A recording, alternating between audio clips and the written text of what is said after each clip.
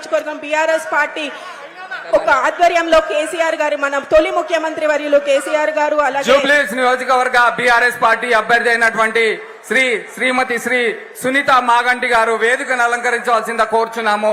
దయచేసి ప్రతి కార్యకర్త కూడా సునీతమ్మ గారిని వేదికపైకి సగర్వంగా ఆహ్వానిస్తూ వారికి జై తెలంగాణ నినాదాలతో వారిని స్వాగత సుమాంజలి తెలియజేస్తున్నాము.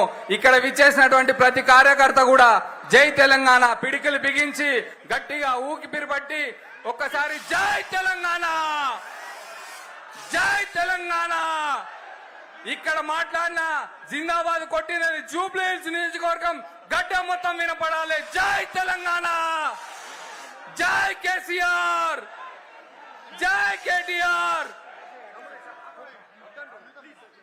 ఈరోజు మనకి తెలుసు బై ఎలక్షన్ రావడానికి కారణం మన ప్రియతమ నాయకులు జూబ్లీహిల్స్ శాసనసభ్యులు దివంగత నేత మాగంటి గోపీనాథ్ గారు అకాల మరణం వల్ల మన మధ్యలో లేని కారణం వల్ల ఈరోజు జూబ్లీహిల్స్ బై ఎలక్షన్ రాబోతుంది. దానికోసం మన అభ్యర్థిగా వారి కుటుంబానికి అండగా ఉండాలనే ఉద్దేశంతో బీఆర్ఎస్ పార్టీ మన అభ్యర్థిగా మాగంటి గారి కుటుంబం వారి సతీమణి మాగంటి సునీత గారికి టికెట్ ఇవ్వడం జరిగింది. అది అందరికీ కూడా తెలుసు.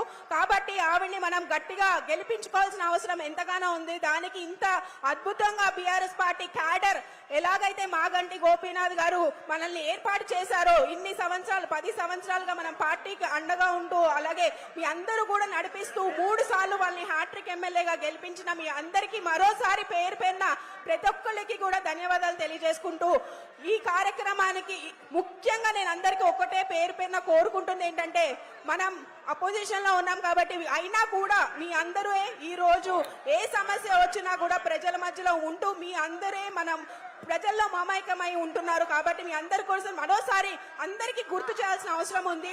కేసీఆర్ గారి ప్రభుత్వంలో మనం అందుకున్న సంక్షేమమే ప్రజల్లో ఉంది. మనం చేసిన అభివృద్ధి మాత్రమే ఈ రోజు మన గెలుపుకి కారణం అవుతుంది. కాబట్టి ఇది ఒక్కసారి మరోసారి అందరికీ గుర్తు చేస్తూ మనం గట్టిగా ఒక్కసారి అందరు చెప్పాలి జై తెలంగాణ.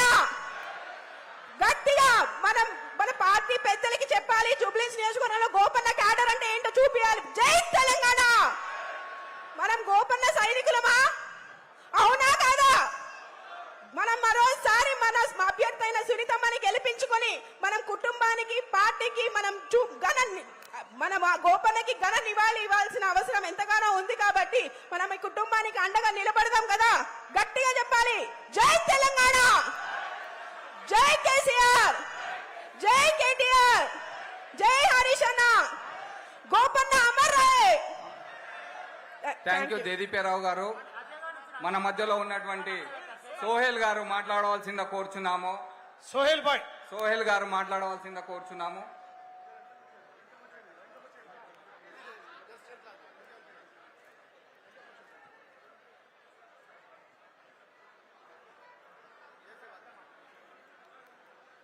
सैनशीन पर तशरीफ फरमा हम सबके हरदिल अजीज बीआरएस पार्टी के शहजादे वर्किंग प्रेसिडेंट जनाब केटी रामाराव साहब